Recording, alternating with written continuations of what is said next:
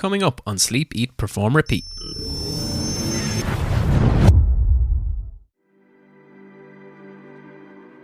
Consistency. Like, what I have found, no matter the situation, all those situations I just talked about, showing up and doing your best every day, like meeting yourself where you're at, trying to be consistent about routines and habits and showing up is the only way I've been able to get all that done. I wrote the book 30 minutes at a time every day at my kitchen table early in the morning. That was the only way I could do it, like the only time I had. With everything, it feels like building the right routines and then just making it a habit to show up and do your best is the only way that anything ever gets done. Hi, this is Caleb Gardner, founding partner of 18 Coffees and author of No Point B. You can find me at calebgardner.com or Caleb Gardner pretty much anywhere around the web. This is my episode of Sleep, Eat, Perform, Repeat. Welcome to Sleep, Eat, Perform, Repeat with your hosts, David Clancy and Kieran Dunn. This is a podcast about high performance. What we are striving to achieve is to figure out what makes high-performing individuals tick, why they do what they do, and why they are successful. Enjoy a journey of stories, lessons, and learnings.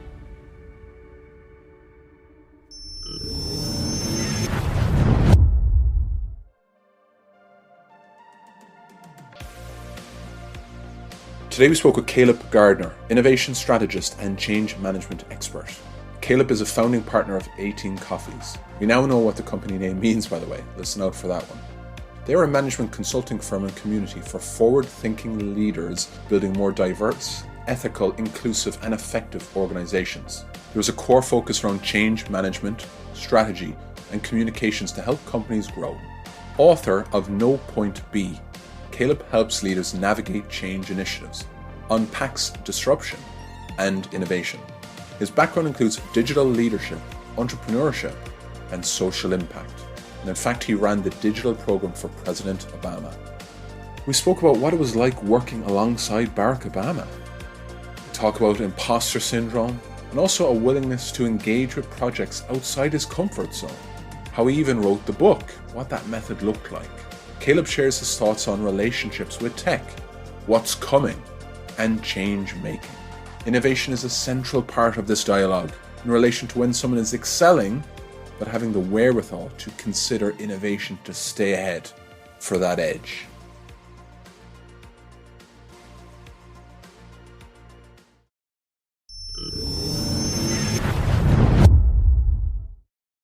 Caleb Gardner, welcome to the show. Really looking forward to learning a lot about your world.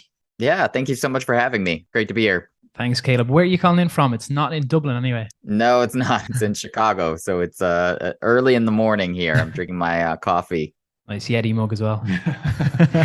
Okay, we're there now. Coffee. We're on coffee, mid-afternoon coffee. 18 Coffees. What is that all about? Why is that the name and what does that mean? Yeah, well, the name is actually just a combination of my business partner's favorite number and my favorite flavor of ice cream, if you believe it or not. When we were coming up with the name for the company, there's all sorts of options you have. You go something more creative, you do something that's more kind of standard or traditional, use our last names and something. Basically, we hated everything. And finally, we just, I was like, the most important thing is that there's a website free. So we came up with something where there was a website free, and the rest is history.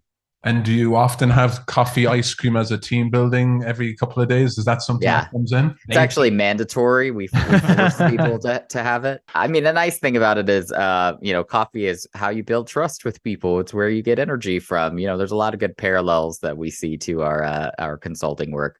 Yeah, so looking into your background a bit and looking at your website, an innovation strategist. Tell us what that means and what you try and do in that role. Yeah, and I think I take a pretty unique approach to that versus other people who might use that kind of title. I mean, I like to say that I'm trying to, our larger goal as 18 Coffees is to create a more equitable and inclusive economy. And so what innovation strategy means for me is I want to use the engines of innovation and creative thinking to come up with new ways of doing business, new products, new services that are more inclusive, more sustainable, more more building an economy that's going to last and not relying on the old kind of exploitative things that we've done in the past.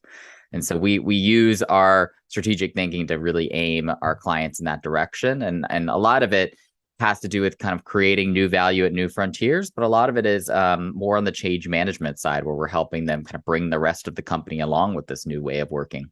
When did this become something of interest to you? Kind of change agency, innovation, diversity, inclusion, equity? It wasn't one specific catalyst. It was like a lot of specific catalysts over a period of time. I mean, my background is really more in digital and technology, and especially in the communications realm, was part of helping companies really think about how to use the internet in a way that kind of helped them meet business goals back, 10, 12, 15 years ago.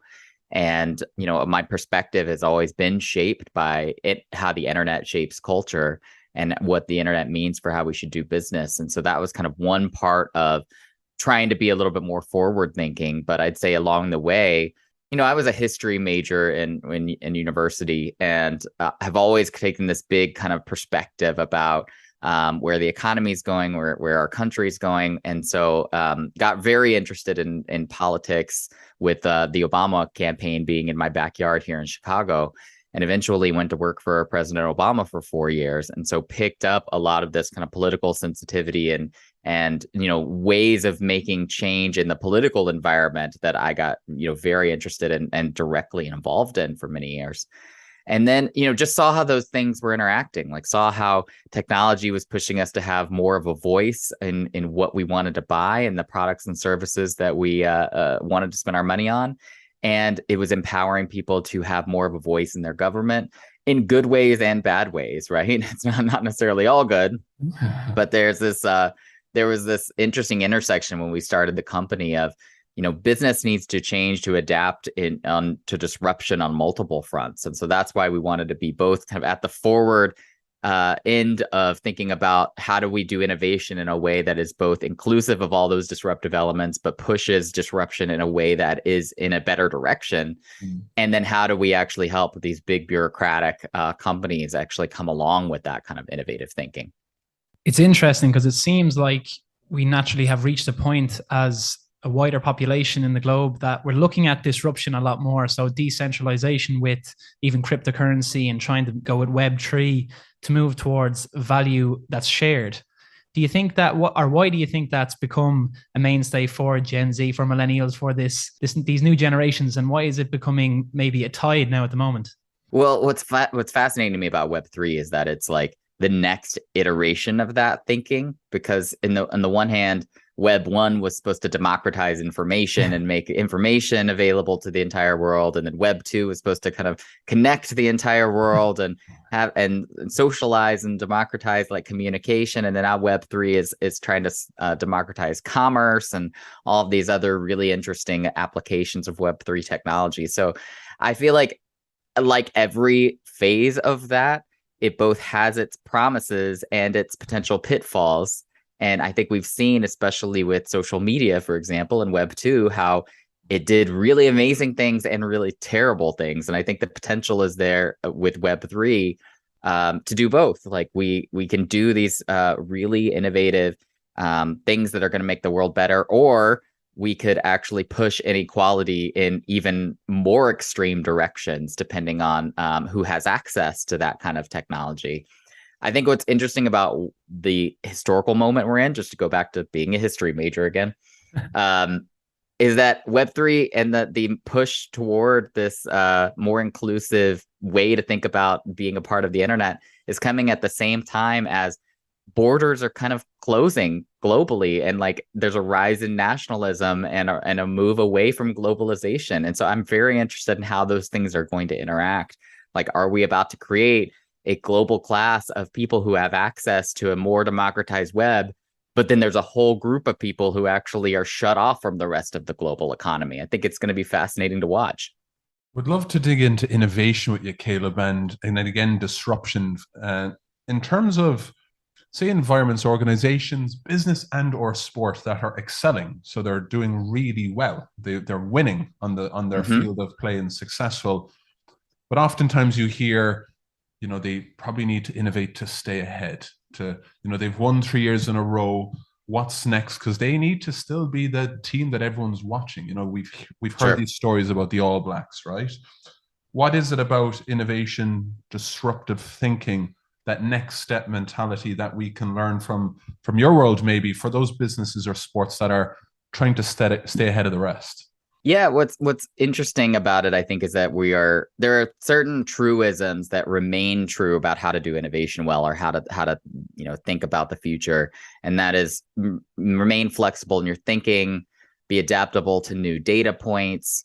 Never rest on your assumptions about what works and what doesn't, even in the good times, even when things are going well. Like, you have to constantly be looking at what's coming in the future. I think those things have always been true. I think what's different about the moment we're in is that we actually can use technology to bring everyone along to that kind of adaptive thinking. And that's kind of the thing I've been preaching, which is that it's not enough to kind of have an R&D team over here, or have your kind of skunkworks team thinking of new plays if you're in sports, or new products if you're in the business world, and then to try to bring that back into your normal line of business.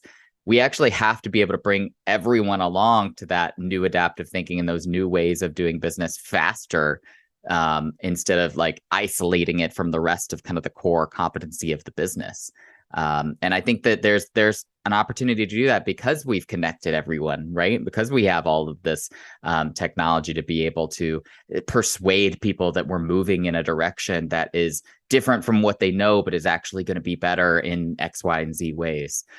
So I'd say there's lots of management thinking out there about how to push the organization forward that is still applicable. The thing that I always critique is the separation of that from your core business. I'm like, you have to be pushing on multiple horizons at once in order to not be disrupted. We might dig in a bit more there. Google years ago became famous for, well, not became famous for, but this aspect of their business became famous, that they would give employees a certain amount of time allocated to do something unrelated to their work. And it's been said that Google AdSense and things like that developed from this a lot of time. Is that a practical tool? And what advice would you give to organizations, individuals, when they're trying to impart this knowledge and do it practically? Or how are they going to get that into the day-to-day? Yeah. I mean, you're talking about Google 20% time, which I wrote about in my book, which is, I thought, a fascinating practice on an individual level to be able to create space for creative thinking. I think that there's things you can do it like that on an individual level, where you actually build in space in someone's week or month or whatever cadence makes sense to have them be able to think big picture. I think leadership should absolutely be doing that on an individual level, if they're not already. Creating space in your calendar to be able to get out of the weeds and think big picture is super important for me as a business leader, but for any of my clients that I would coach. But I think there's organizational capacity you can build to do that too. And one of the things that we push our clients to think about is building what we call change teams. And they can be called transformation teams. They can be called all kinds of things. I really, I think I'm agnostic about the actual title, but the idea is that you create a team that is dedicated to getting out of the day-to-day and seeing disruptive elements approaching the business from multiple angles, and seeing what transformative things are happening within the organization, like new technology or new efforts toward diversity, equity, and inclusion, things that are popping up in the organization that need to be integrated and thought of together instead of in separate work streams. So this team tends to be dedicated to looking at the future, trying to do some forecasting, but with some humility about where the business is now, and also trying to integrate different transformative elements that are happening within the organization. I think it's important to create capacity for teams to do that. What we usually do is try to build it into people's job descriptions. Like, literally, if we're talking 20% time, like, what percentage of someone's job are you going to dedicate to their ability to do that? If you make it like a committee that's on top of everyone's work, then it's just going to be that. It's going to be something that's kind of an afterthought instead of something that's integral to the job and integral to the organization.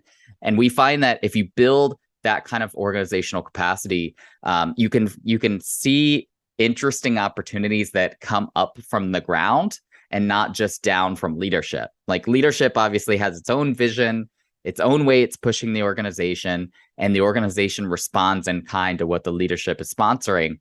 But sometimes they don't have visibility into the front line like people at the bottom do. So if you can create organizational capacity to think big picture more at that mid-level, where you can both hear what leadership's priorities are and get feedback from the ground, it usually creates an interesting milieu of ideas there, because you're creating that idea flow within the entire organization. Book over your right shoulder, and obviously you've just referenced it. What's no point B? What is that all? For those listening that aren't watching the video, Caleb's kindly just pointed to his book that is really interesting. No point B. What is that all about? What's the message you're trying to get out there? The idea behind no point B is that change never stops coming. I mean, the conceit of the title is we can't just go from point A to point B when we think about change. It's not something we take off a shelf, and it's not a toolkit that we use to like manage this disruptive thing, and we're eventually going to be done with that disruptive thing, and then we can go to the next disruptive thing. The idea is that disruption is always coming.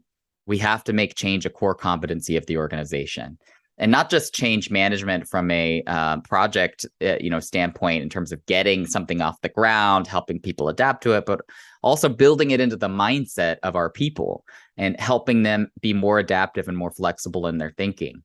We do these things when we get into organizational environments where not only do we get stuck in cultural routines, where we start saying things to each other like, oh, that could never happen here. But we start getting into the mindset of what our jobs look like, what our team looks like, and we get stuck in these ruts of what's possible within our own teams or within our own jobs. And so my message of no point B is we have to be flexible and adaptable in our own thinking. We have to push ourselves to be thinking beyond the paradigms of what we assume to be true about our jobs and our communities and about society. And then we have to build organizational capacity to do that too. And part of what I go over in the book, I'm like still pointing to it. I'm part of what I go over there is what I was just talking about building change teams, building that like adaptive capacity within the organization to be able to think beyond just what the organization produces every day to what might be coming down the road. Very good. I think with your role previously with the Obama administration and looking into currently what we spoke about Web 2 as well, voices and everybody having a voice is something so important in diversity and equity. If we think about the downsides of that, and when organizations try and shield individuals in their companies from having a voice themselves, what do you think the upsides are to an organization who says, okay, we'll let Caleb run our Twitter and he can give out the messages and he can interact with individuals personally, and we can see that over here in Europe we have a company called Ryanair, which are flights. They'd be like JetBlue or Southwest in the US, and they have very personable, quite humorous tweets that they put out, and it goes well because it aligns people with their core values of being a cheap, no frills airline. How important and how can companies, organizations embed that and use that approach? I have flown Ryanair, and I can tell you that that is very authentic to them being no frills, very no frills. Caleb, get the scratch cards. Long time ago, I should say. I think that to me, you have to think about your brand in terms of what's timeless and what's timely, right? Like what about is core to your company and your brand that's never going to change? And I think that Ryanair has done a good job of finding that about themselves and then applying what's timely to different mediums and messages as is applicable, right? And so Twitter, for example, is a medium that, for better or for worse, kind of demands immediacy and rewards authenticity. And I would say it's not even rewarding authenticity, really, because some brands, if they were their authentic selves, would probably be pretty boring. It rewards charisma, right? It rewards fun. Yeah. It rewards entertainment. And so Ryanair naturally has a voice that can be really great for that audience. I would say that there are brands in the US like Southwest, just to keep an airline example, that is very similar in terms of, it has a lot of brand loyalty and is able to express that online in really creative ways. There are some venues where that is not as appropriate, hence the timeliness, right? But I think the nice thing about not just Twitter, but kind of the entire internet is we've created these like micro cultures that if you can really get a sense of what that culture wants, like the culture on Twitter or the culture on Reddit or the culture on TikTok, that culture will really reward you for being entertaining and what they perceive as authentic. Yeah, you can definitely win. Yeah. If engagement and eyeballs is your ultimate goal, you can win. So, sometimes I would debate about that, needing to be your goal, but under the Obama administration and working alongside President Obama, what was that like for you, Caleb? And where did it challenge you, and what did you bring to it, and kind of what did you enjoy from it when you're reflecting and looking back on those years? What was it like? It was stressful, man. I was not as gray back then as I am now. When I'm worried about Josh Earnest getting asked about me at a press briefing, the former press secretary. I mean, what I learned from my Obama years, besides for how to run a team at the highest kind of levels of engagement and governance, and with the riskiest possible outcomes in terms of like causing global catastrophe by phrasing something wrong, is that people are willing to engage and work hard and do really important things at all hours of the night when the mission really matters, when they really believe in the work. I have friends that are still engaged in the political process today, going from kind of cycle to cycle or going into political advocacy or into government, who have endless amounts of stamina because they believe in the work. I could only do it for about 4 years, and then I got exhausted and wanted to spend more time with my kids. But these people are really dedicated, citizens and patriots and people that really believe in the work that they're doing. And working alongside those people is inspiring because you learn so much from them and you get inspired by their commitment. When you're speaking of being a leader and managing teams, looking into maybe 18 coffees, finding the right people is so important. Do you have a method or a technique, or is there anything you've learned over the years about how you can identify who's going to be a fit, who's going to align with the work you want to do, and find that meaning that you mentioned that keeps people up and churning in the late hours? Yeah, I wouldn't say we found a silver bullet. I think that's a tough line or a tough thing to find for any, especially small business like ours. And it's especially tough when you start like adding in layers of hiring bureaucracy like a big organization, and you start bringing in recruiters and folks from HR and lots of like, bodies between the actual hiring person and the person being hired. I think that the best formula that we have found is a combination of casting a really wide net at the beginning, making sure we have found like pools of people that are diverse, that we can be assured that the people coming in at the top are representative of the kinds of clients we serve and the communities we're a part of, and as diverse as possible, right? So that's kind of the first part of the formula. Second part is we try to keep the hiring process itself as equitable as possible. And that means even when people are referred in by other people, which we obviously love to get referrals like any company does, we try to ask them the same questions. We try to, make sure the hiring process itself is as equitable as possible. And then finally, I like to, one thing that, especially because we're in the consulting world, one thing I really like to do is see how people think. I think that's something that historically, coming from consulting, coming from tech, there's a lot of people who can gain a lot of really great hard skills or are great writers, or, like there are things that you can really easily kind of gut check. Do people have this? The harder thing is to see how people would handle really tough situations. Like how do you think on your feet? How can you pull apart this problem? Like, how would you structure this problem in a way that makes sense where you could find a solution? Those are the kinds of things I really like to ask when we start whittling down candidates, because it gets beyond just the, are you a great writer, or even are you a great interviewer? Like some people are really great interviewers, and gets to, when you are faced with a really tough problem, how are you going to react, and how are you going to think, and are we going to be able to follow your thinking? Really loved the way you talked about the D&I piece, Caleb, and I think a lot of people listening can get a lot from that. In Ireland, we're we're still not quite there, probably like a lot of the world, but it's awareness, it's education, it's conversations like this.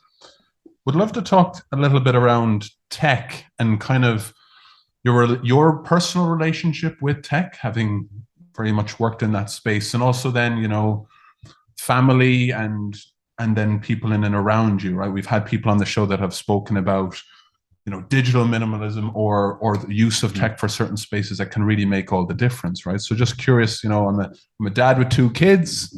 We use tech an awful lot. That really helps our business as well. So yeah, tech is integral to all of our lives, right? And I'm really influenced by what's her name? I write about her in my book, and of course I can't recall her name right now, but she was a philosopher who wrote about how we are all really cyborgs. Like, technology has been integral to what we've thought about humanity for centuries, and when we use technology or we other technology as this thing that humans use instead of this thing that's integral to our lives, it's actually disingenuous. And so I approach it from that standpoint. Like, technology is here to stay. It's going to keep evolving. It's going to keep changing what we believe about humanity and what we believe about how we live our lives.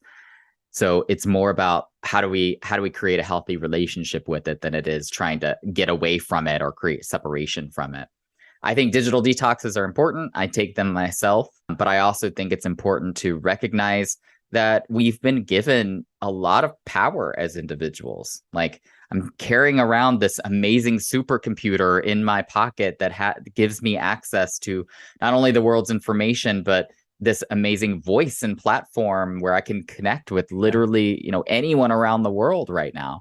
And so to take that away, to actually consciously say, I don't want to do that anymore, or to like disconnect, I think is actually an ethical decision, and one that people shouldn't take lightly.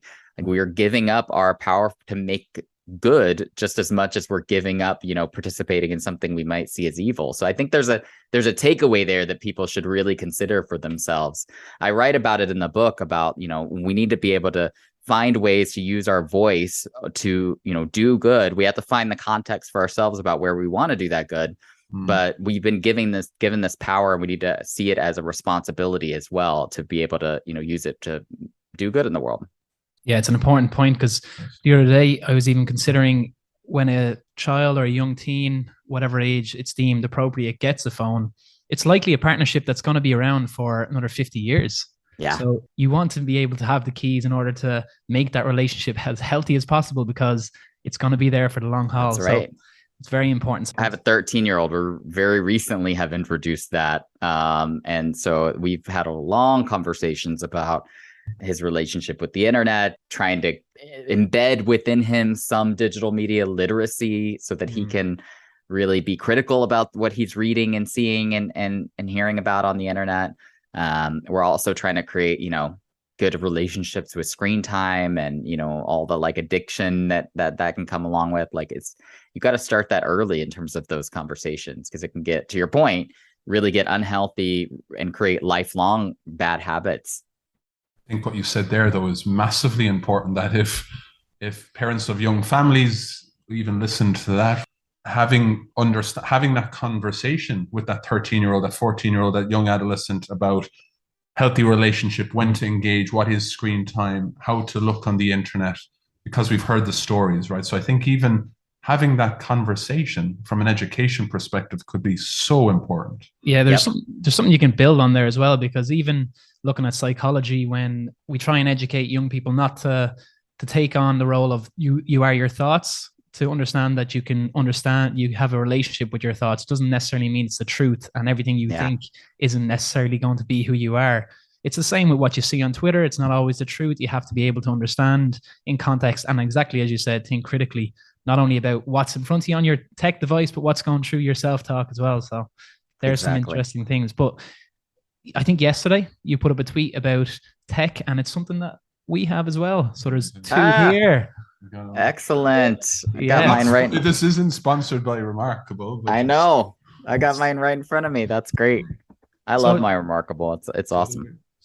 It was interesting though. We had a bit of resistance towards getting. We're like, will it feel right? Will I be increasing my screen time? Am I going to get addicted to something else? And We haven't Well, found that. We found it very helpful. What's your experience so no, far? yeah, if anything, I feel like it's gotten me away from constant scrolling on my phone. So I actually somebody bought it for me. It was a gift. I'm very grateful for it, because I would never have. I have an iPad. I was like, oh, I don't really need this, but my relationship with it has been completely different, because I'm when I want to read things on my phone, I send it there, and then I can create like specific space and time to read things instead of just constantly scrolling on my phone. It's replaced my meeting notes, my journal, my like anything I want to do with writing. I mean, the writing experience, again, this is not sponsored. I love that we're talking about this. The writing experience is just completely different than writing on any like iPad screen or anything, right? It like feels so much closer to paper. So I love it. I end up taking it with me everywhere. Yeah, This episode has been brought to you by. I know. So people, seriously, we should send it to them. So people who don't know, Remarkable is an e-journal with a great writing experience. Check them out, and hopefully someone's listening. Geez, we do like it. We use it for a podcast all the time for prep. Yeah, makes sense. Yeah, taking notes as you go, and 100%. What's exciting at the moment? What's driving your curiosity? Obviously, 18 coffees. Some of the stuff you're doing. You obviously got your book. What's on the horizon for you? Oh yeah, my book is definitely still very new. It's only been out for about a month, so still talking about it and trying to, evangelize it and its ideas as much as I can. That's most immediate. I think on the horizon, we're about to release a Changemakers toolkit at 18 Coffees, which basically takes some of the practical tools we've used with clients and tries to boil it down and be more like self-service. be more like self-service, where you can kind of take some of those tools and use them yourself within companies. We're about to do a lot within the ESG space. If you're familiar with the ESG space, we've been talking to clients about it, and for a long time we think it's a really great forcing function for social good in the finance industry right now. That's kind of changing the operations of companies, both from an environmental standpoint and a relationship with their communities. So I think there's lots to do there. We're talking to some clients about, speaking of Web3, the application of things like NFTs to carbon credits and trying to use Web3 technology to force like carbon capture and storage. So there's lots on the horizon that's really exciting. Give us an example of the Changemakers piece, or do we have to wait? Yeah, I can give you a couple examples. Like, we've got tools that are meant to be more strategy tools in there, where we've got something called a solution tree, where you kind of take a vision, try to break it down into specific outcomes you want to see, and then break it further down into what activities you need to do to, reach those outcomes. And then we've got things like, if you're familiar with the RACI grid, you can use a RACI grid to like actually break it down further into who's going to be responsible for each work stream.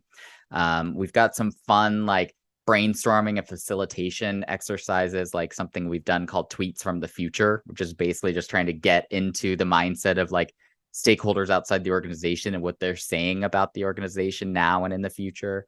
So it's a great combination of like practical worksheets you can do as a group and exercises you can do that we found helpful, and just helps you try to think through also, like, speaking of building a change team, like who should be part of that team, how you can actually create things like team charters, or like create expectations for that team. So I'm pretty excited about it, because not everyone can hire us to do actual consulting work. So this is just a way for us to try to boil it down for smaller organizations, for individuals that want some of these tools, to have something practical that they can use. What does success look like for you, Caleb? Like, we're looking at that book, and that's definitely going to ask some really interesting questions of organizations and people into what they're doing, like, and how can we innovate and disrupt. And then obviously you've got 18 Coffees. So, and these other pieces that you've got coming out. Yeah, back to the question, kind of what is success? How can you feel you're doing what you want to be doing, because you're giving out so much there at the moment?